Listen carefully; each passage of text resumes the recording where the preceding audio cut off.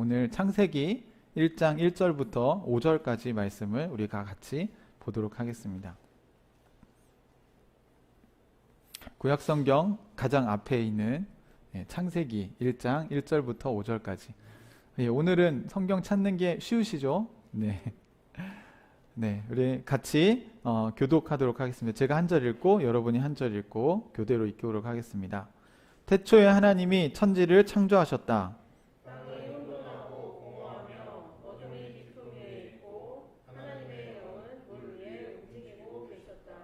하나님이 말씀하시기를 빛이 생겨라 하시니 빛이 생겼다.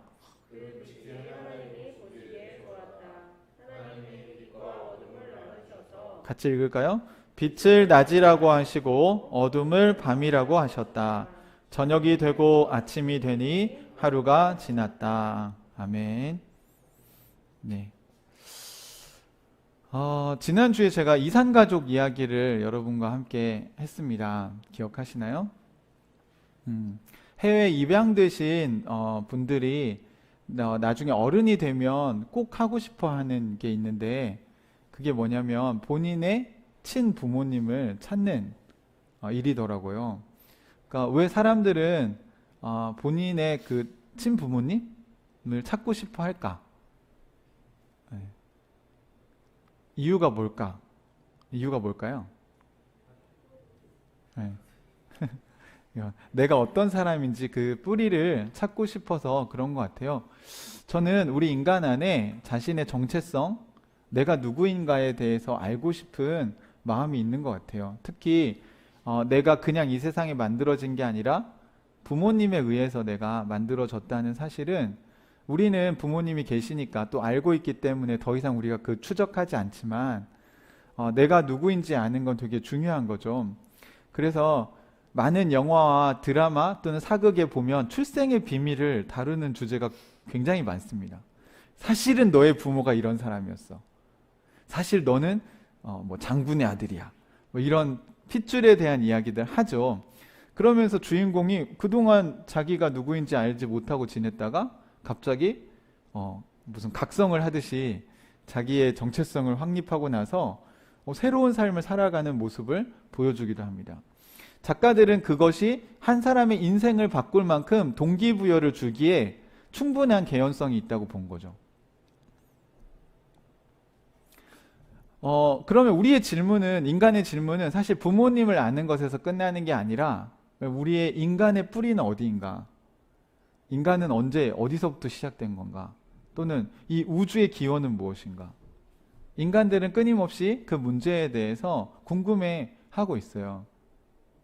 이게 왜 중요할까요? 시작을 아는 게.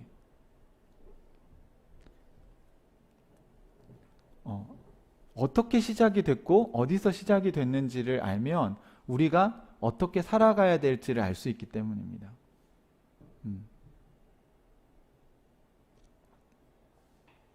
여러분의 정체성이 누구인지를 아는 것은 되게 중요하죠.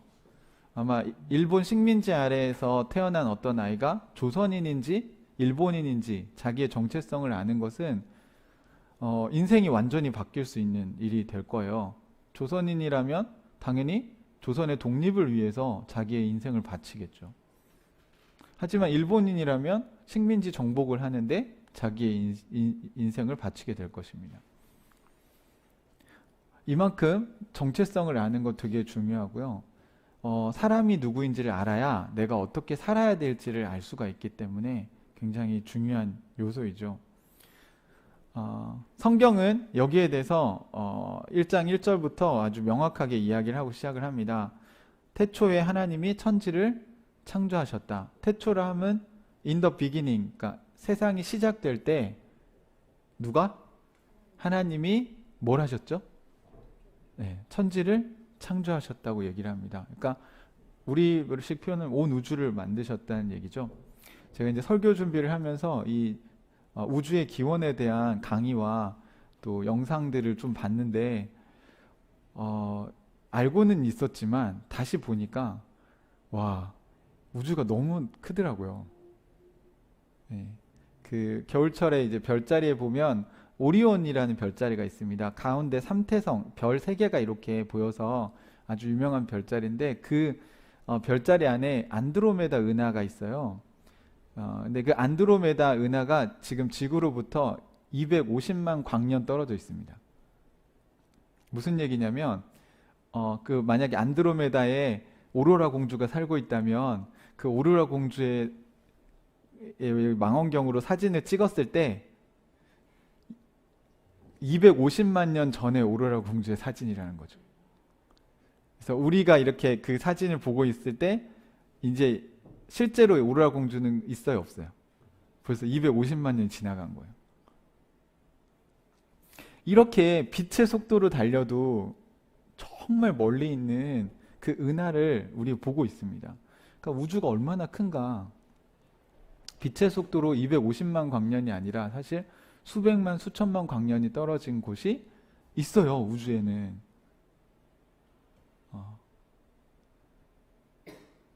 그러면 이 우주를 만드신 하나님은 정말 얼마나 큰 걸까요? 그런데 그 하나님을 우리가 예배하고 있다? 그 하나님을 우리가 주님으로 모시고 그 하나님과 우리가 소통을 할 수 있다는 것은 와, 정말 너무 놀라운 일 아닙니까?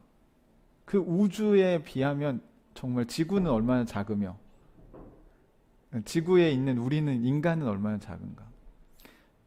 그런데 창세기에 보면 이 온 우주를 누굴 위해서 만드셨죠? 네, 인간을 위해서 만드셨다는 겁니다. 사람을 위해서요. 그러면 이 사람은 얼마나 정말 하나님께서 사랑하실 뿐만 아니라 얼마나 위대한 존재인가 알 수가 있어요. 여러분, 이것을 믿는 게 기독교입니다. 우리가 얘기하고 싶은 건 이 세상의 시작에 대한 이야기를 하고 싶은 거예요. 이 세상에 시작하신 그 분을 우리가 하나님이라고 부르자는 거죠. 그리고 그 하나님이 뭘 하셨냐면 온 우주를 만드셨다는 것입니다. 왜 만드셨냐면 우리를 위해서 만드셨다는 거죠. 이거 여러 번 여러분과 나눴으니까 보시기에 좋았더라 좋았더라 이렇게 쭉 가다가 인간을 만드신 다음에 보시기에 심히 좋았더라 라고 결론을 지으셨다는 거예요. 마치 어린아이가 태어나기 전에 아기방을 꾸미는 엄마 아빠가 아기방을 다 꾸며놓고 나중에 이제 산후조리원에서 이제 퇴원해서 아이를 그 아기 침대에 딱 누웠을 때 그 모든 준비한 것들이 누굴 위한 거예요? 아기를 위한 거죠.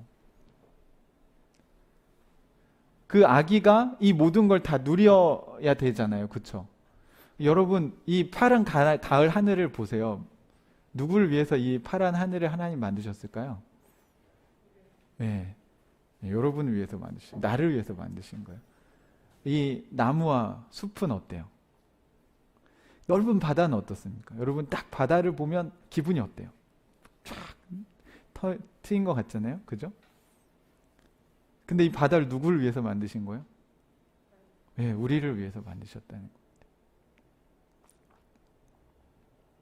그래서 여러분 가로수에 이제 낙엽이 지고 단풍이 물들면 이거 누가 우리에게 선물하신 겁니까?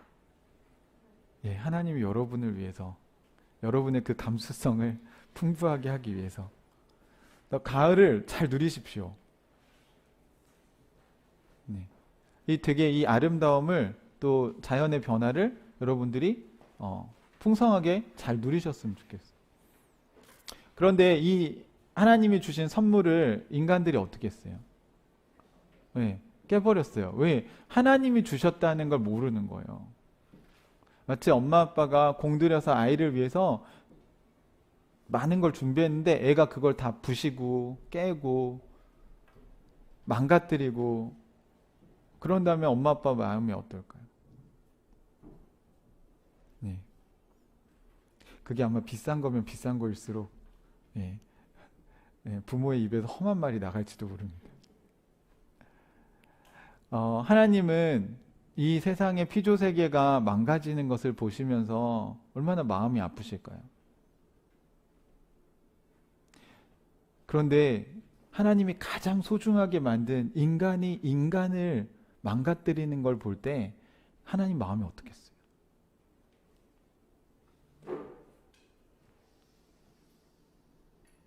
이런 겁니다, 여러분. 세상의 시작을 안다면, 이 세상이 어떻게 시작됐고 왜 어떤 목적으로 만들어졌는지 안다면 그렇게 하지 않겠죠. 마치 이제 아이가 하나가 아니라 둘인데 첫째 아이가 둘째 아이를 꼬집고 때리고 아이를 힘들게 하고 그러면 부모의 마음이 어때요? 지금 하나님이 우리 인류를 볼 때 그런 심정이시지 않겠어요? 환경도 망가뜨려, 동물도 괴롭혀, 식물도 망가뜨려. 그뿐만 아니라 심지어 옆에 있는 형제, 자매, 우리 인간들을 서로 물어뜯고 못살게 굴고 빼앗고.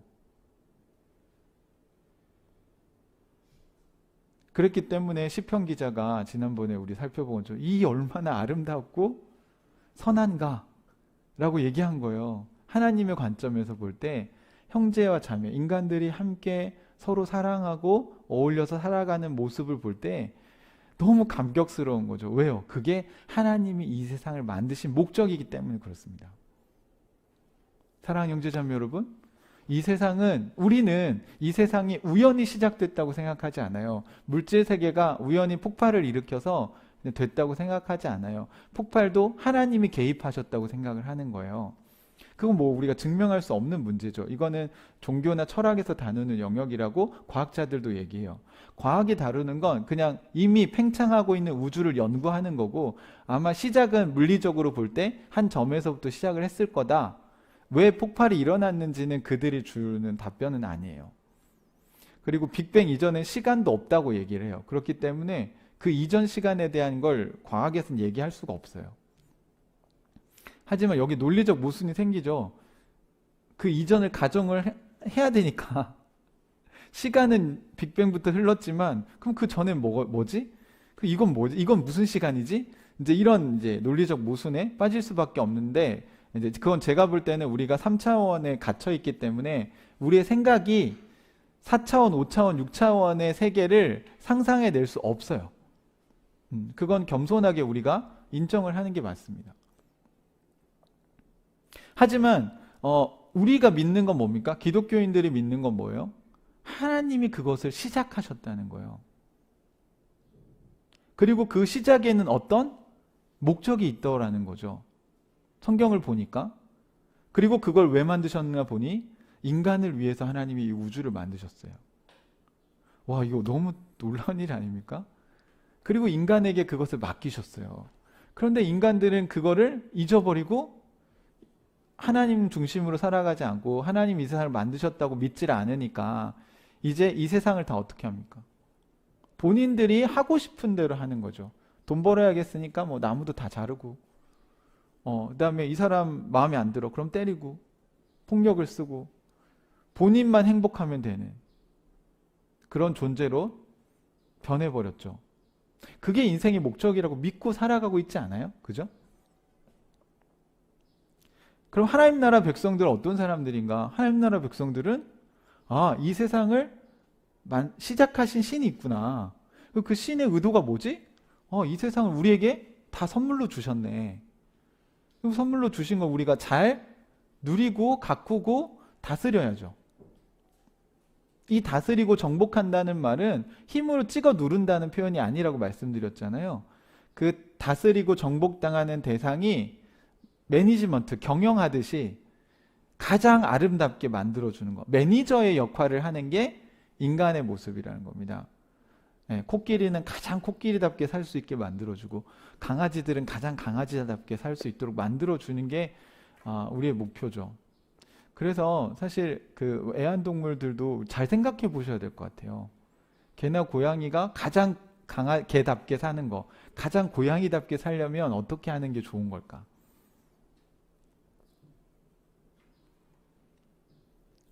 그러니까 하나님의 백성들은 이 세상의 시작에 대해서 알고 있는 사람들이라는 겁니다.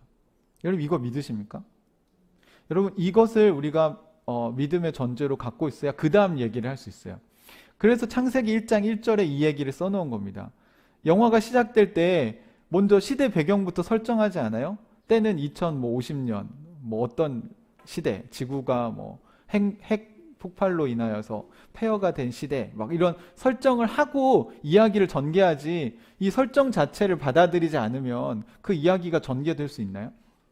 불가능한 거죠, 그건. 그런 것처럼 어떤 사람들은, 우리 찾는 이들은 인생이 뭐지? 라고 찾고는 있지만 그걸 계속 올라가 봤더니 그냥 물질들이 우연히 이렇게 결합해서 만들어진 거야.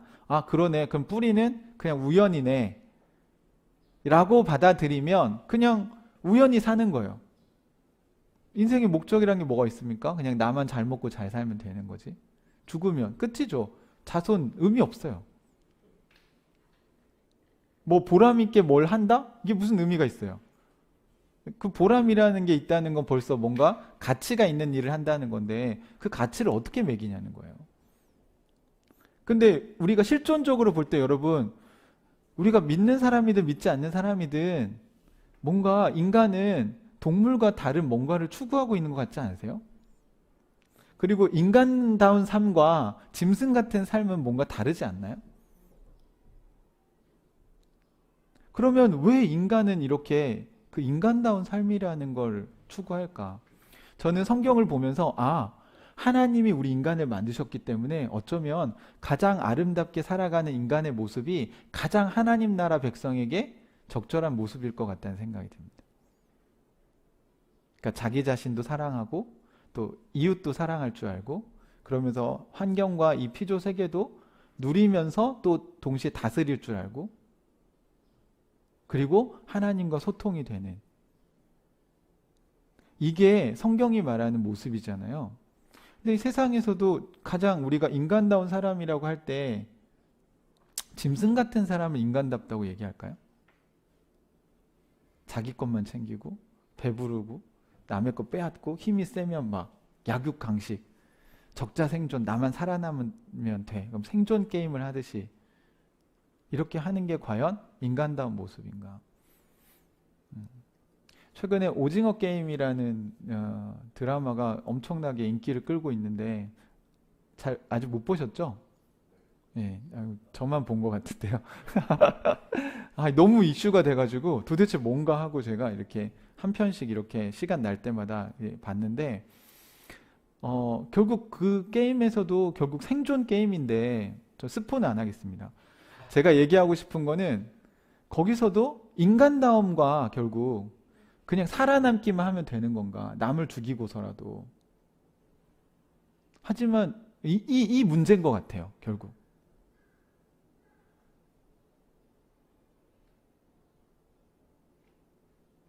여러분은 어떻게 생각하세요? 어떤 게 정말 우리가 생각하는 행복한 삶일까요? 살아남기 위해선 누구나 죽여도 되는 게 과연 행복한 삶일까? 아니면 돈을 포기하고라도 함께 살아가자 우리 라고 얘기하는 게 행복한 삶일까? 그 영화가 던져주는 그 딜레마가 있습니다. 왜냐하면 다 빚을 지고 있는 사람들이 거기 게임에 참여해가지고 게임을 해서 돈을 버냐 아니면 다시 세상에 나가면 그러니까 빚쟁이들이 쫓아다니는 지옥 같은 삶을 살게 되잖아요. 그 돈을 다 갚기 전까지는.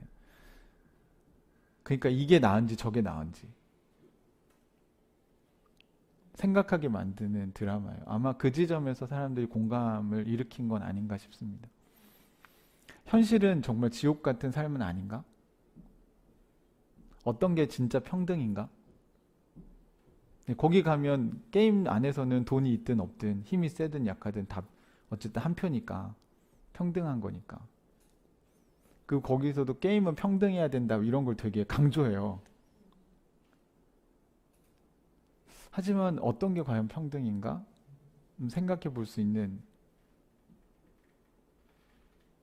지점이 있다고 생각합니다. 사랑하는 형제자매 여러분, 우리의 뿌리를 찾는다면 여러분은 누구의 후손인가? 하나님이 우리에게 하나님의 이미지, 형상을 넣어서 만든 인간이라면 우리는 인격적으로 하나님과 소통을 하고 또 사람들과 인격적으로 소통하는 것을 계속해서 성장시켜 나가고 발전시켜 나가고 그걸 또 그 인간성을 지켜 나가려고 하는 것이 하나님 나라 백성들의 지향점이 될 거예요.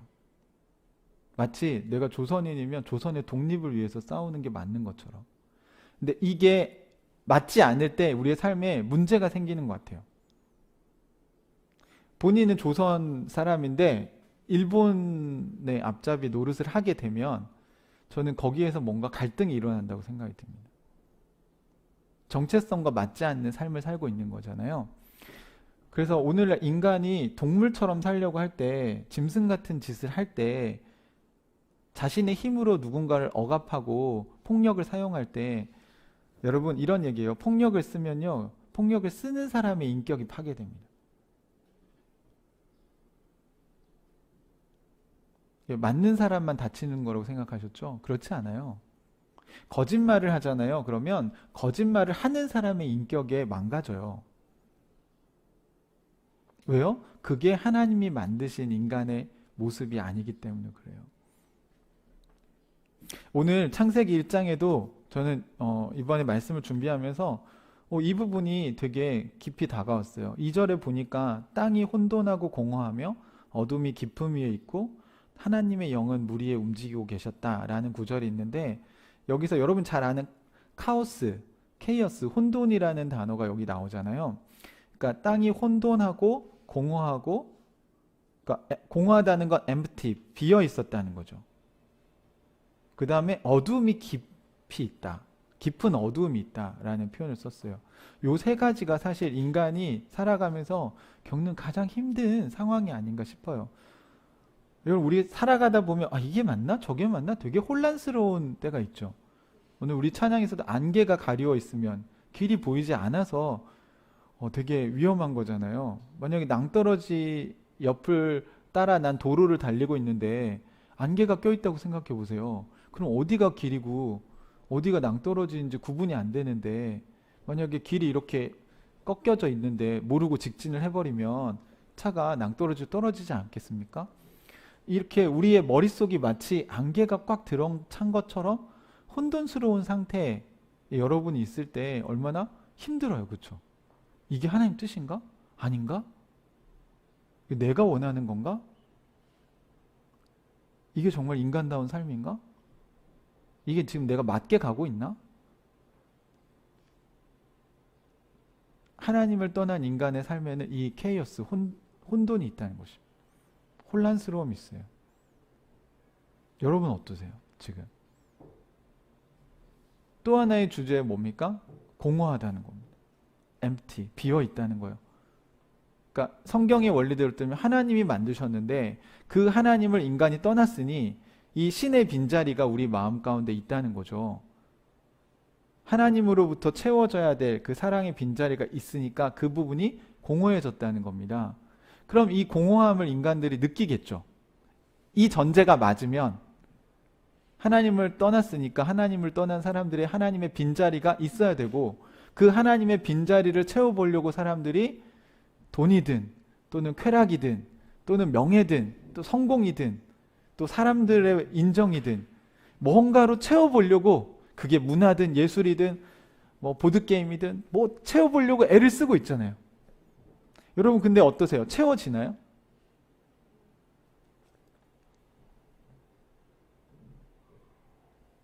그때 빨리 그걸 우리가 찾는 이들하고 잘 얘기하셔야 돼요. 채워지디? 그러니까 예를 들어서 외도를 막 하니까, 여자들 많이 바꾸면서 이성교제 하니까 채워지디? 또 뭐 예를 들면 쾌락을, 극도의 쾌락까지, 심지어 마약까지 가면 채워지냐고, 그게. 또는 성공을 위해서 정말 열심히 살았어요. 또 남들에게 인정받기 위해서 정말 열심히 살았어요. 근데 채워졌냐고요, 그게. 그 말은 뭐예요? 여러분, 안 채워지는 걸 자꾸 열심히 살고 있는 거예요. 눈에 보이는 걸 쫓다 보니 답을, 하나님을, 이게 정답인데 하나님을 빼고 답을 찾으니 답이 있을 리가 없죠. 정답을 빼놓고 나머지 보기에서 찾으려고 하니까 우리는 그렇게 얘기하는 것입니다. 오히려 여러분, 성경은 뭐라고 얘기하는 거냐면 하나님의 빈자리를 채운 사람들, 하나님과의 이 커넥션, 아까 연결이 딱 돼서 이제 하나님으로 채워진 사람들이 축구를 해도 재밌고요. 그다음에 술을 마셔도 재밌고요. 담배를 펴도 뭐 되는지 모르지만 건강은 상하겠지만 여러분이 뭔가 그 즐겁고 재밌다고 생각한 것들이 사실은 하나님 준 선물인데 하나님이 없는 상태에서 그런 걸로 채우려고 하니까 안 채워지는 거예요. 그리고 정상적으로 그런 걸 사실 누려야 되는데 정상적으로 안 누려지니까 자꾸 극도의 뭔가를 추구하는 거예요. 비정상적인 걸 자꾸 하는 거예요, 여러분. 여러분이 아이들을 키우실 때도요, 이 뿌리가 왜 부모 원가정을 상담할 때 항상 중요하게 여기거든요. 그 왜 그러냐면 어렸을 때 부모로부터 채워지지 않은 그 공허한 영역이 있기 때문에 그런 겁니다. 여러분 누군가를 돕거나 아니면 여러분 자신을 잘 돌아보실 때 여러분의 빈자리가 무엇인지 정확하게 아셔야 돼요. 엄마 아빠의 사랑을 받지 못한 시절이 있었잖아요, 어렸을 때. 그러면 그걸 엄마 아빠의 사랑으로 채워야 되는데 엄마 아빠가 변하셨나요? 안 변하시잖아요, 그쵸? 그러면 뭔가 대체가 필요하겠죠. 그래서 하나님은 저는 교회를 만드셨다고 생각해요. 저도 보니까 저희 아버지하고 놀고 싶었지만 저희 아버지는 저랑 놀아주시진 않았어요. 되게 가부장적이셔서. 근데 그게 이제 신앙의 선배들이 저랑 놀아주면서 그게 조금씩 100%는 아니지만 채워지면서 어느 순간 제가 이제 스스로 할 수 있는, 그러니까 그 시기로 이렇게 올라가게 된 것 같아요. 예, 꼭 아빠가 변해가지고 아빠가 여러분을 안아주셔야만 그게 채워지는 건 아니더라고요. 여러분이 생각하던 그 남자 어른이, 좋은 남자 어른이 멘토가 여러분을 안아주면 채워집니다. 제가 오늘 은유를 그 평화동에 있는 제자학교, 와, 누가 태워다 줬나 봐요. 네. 네, 중등부 예배 지금 갔다가 온 건데 거기 10시 예배라고 해가지고 제가 태워다 주고 왔는데 아마 지나가시던 분이 내려주셨나 봐요. 그치? 네, 어머, 신기하. 네, 왜냐면 우리 교회에 없잖아요, 중등부가. 근데 가장 최선이 뭘까? 저희 하나님께 기도하면서 그러면 우리가 연대할 수 있지 않나? 건강한 교회들이. 가니까 뭐 거기는 벌써 중등부 애들이 찬양팀이 막 찬양 연습하고 있고, 제가 이제 내려주고 오면서 생각해 보니까 저도 중등부가 한 100여 명 되는 교회 다녔거든요, 어렸을 때. 거기서 좀 썸도 타고, 그죠? 거기서 애들이랑 같이 막 밤새 놀기도 하고 또 성경 공부도 같이 하고 막 찬양팀도 하고 찬양의 밤, 문학의 밤 이런 거 공연도 하고 이렇게 했던 게 제가 건강하게 자랄 수 있는 또 하나의 채움이 됐던 것 같아요. 여러분도 다 그런 게 있지 않으세요? 그죠? 이걸 우리 다음 세대 예배를 시작하는 건 우리 아이들에게 그런 걸 채워주고 싶어서. 여러분에게도 그 공허함이 있다면 그 공허함을 채우셔야 돼요. 좋은 사람들을 통해서 채우셔야 돼요. 그거를 채우려고 마음을 열었다가 이상한 사람들을 만나면 오히려 여러분 상처를 받고요. 그게 더 심해집니다. 그렇잖아요. 내가 이걸 채우려고 했는데 이런 빨간 약 발라야 될 자리에 생채기가 났는데 물파스를 바르면 어떻게 돼요? 예, 막 상상만 해도 막 괴롭죠. 예. 그러니까 그거를 사람을 공동체를 잘 분별하셔야 돼요. 또 깊은 어두움이 있다는 겁니다. 어떤 사람들은 되게 이 어두움에 잠식당해져 있는 사람도 있는 것 같아요. 무슨 영화 판타지 같은 뭐 여기 요즘은 뭐 그 뭐죠? 그래픽 효과로 막 검은 기운을 막 내던데 어떤 사람 보면 정말 인생이 막 어둡고 정말 깊은 뭔가 정말 그 어두움 뭐라고 표현해야 될까요? 있죠, 그런 얼굴의 그늘. 막 인생이 막 찌들어 가지고 얼굴에 너무 힘들어 하시는, 하나님이 우주를 창조하실 때 세상이 그렇게 보였다는 거예요. 그리고 하나님의 영이 물 위를 이렇게 다니셨다는 건 그걸 보셨다는 거죠. 이렇게. 와, 이 세상이 되게 혼돈하구나. 그리고 공허하구나. 그리고 어둠이 깊이 들어 자리 잡고 있구나. 이걸 어떻게 바꾸지? 여기서 그냥 여담이지만 여러분 성경 창세기 1장을 자꾸 과학적으로 해석하려고 하시면 안 되는 게, 여기도 하나님의 영이 물 위에 움직이고 계셨다고 얘기했잖아요. 물을 지금 만드셨어요? 물이 몇째 날 만들어져요? 둘째 날 최소한 궁창을 나누는 건 가야 되고, 또 땅이 혼돈하고 했는데 땅이 있어요 지금? 땅이 있으면 벌써 셋째 날인데? 네, 그러니까 이거를 자꾸 그렇게 문자적으로 해석을 하려고 하면 이게 다 하나도 안 맞아요. 그냥 그 공간을 고대인들은 땅이라고 표현을 한, 그냥 이 세상을 표현한 거예요. 그 공간을. 그리고 마치 그 움직이시는 걸 하나님이 수면 위에 운행하시는 것 같았다라고 표현을 한 거예요. 그러니까 비유를 든 거죠. 그러면서 어쨌든 하나님이 이걸 보시고 하나님이 생각해낸 해결책은 뭡니까? 빛이 있어라. 네. Let there be light. 그러니까 빛이 생겨라. 거기에. 이렇게 얘기하신 거예요. 우리 빛에 대해서는 이미 요한복음과 요한일서를 통해서 많이 다뤘습니다. 여러분, 빛이 가지는 의미. 결국 어두움은 빛이 없는 상태이기 때문에 하나님이 이 세상에 뭘 가져다 주셨어요? 빛을 비추셨어요. 빛을 비추니까 이제 일단 어두움이 사라지죠. 그리고 안개처럼 혼돈스러운 게 밝아지면 어떻게 돼요? 해가 뜨면 안개가 어떻게 됩니까? 다 사라지잖아요. 그리고 이제 공허한 것들이 구멍이 보이니까 그걸 채울 수 있게 되죠. 사랑하는 형제자매 여러분, 여러분의 마음 가운데 하나님의 빛이 비치면 그 공허함과 그리고 여러분의 그 깊은 어둠과 그리고 혼돈스러움이 사라져야 합니다. 여러분이 하나님의 뜻을 분별해 나갈 때 여러분이 진리를 선택하면요, 이 혼란스러움, 이 혼돈이, 카오스가 사라지고 거기가 질서가 잡혀야 돼요. 무슨 말인지 이해되시나요? 여러분이 하나님을 잘 따라가고 있다면 혼돈에서 빛으로 이제 여러분의 삶이 변화되어져 가야 된다는 것입니다. 여러분 막 마음이 복잡할 때 있잖아요. 기도할 때 막 되게 복잡할 때는 그 혼돈스럽잖아요. 그죠? 네. 그럼 여러분 뭔가 잘못 가고 있는 거예요. 하나님 뜻이 지금 빛이 안 비친 거예요. 그리고 이유가 여러 가지 있을 거예요. 내 욕심 때문일 수도 있고 또는 그 문제가 어려운 문제일 수도 있는데, 그럴 때는 빛이 충만한 사람들의 도움을 받으시면 돼요.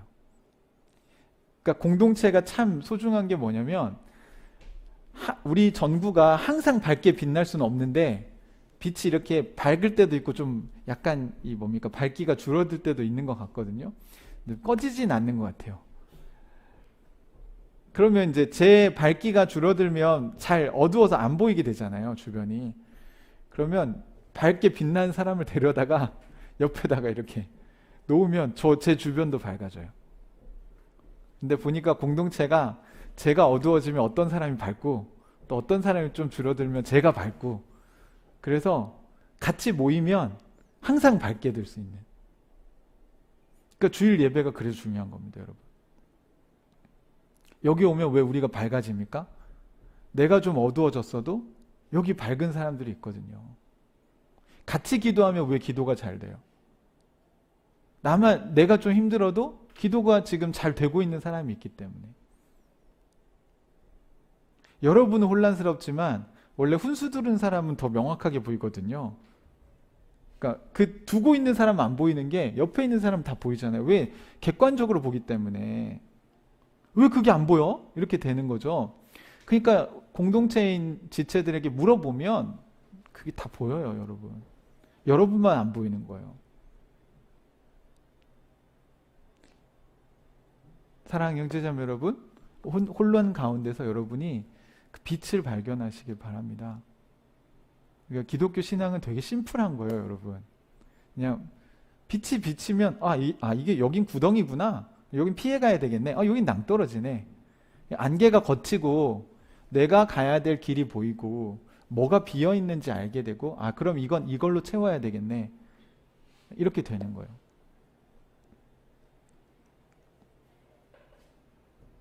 마지막에 이렇게 얘기하죠. 빛을 낮이라고 어두움을 밤이라고 하시며 저녁이 되고 아침이 되니 하루가 지났다.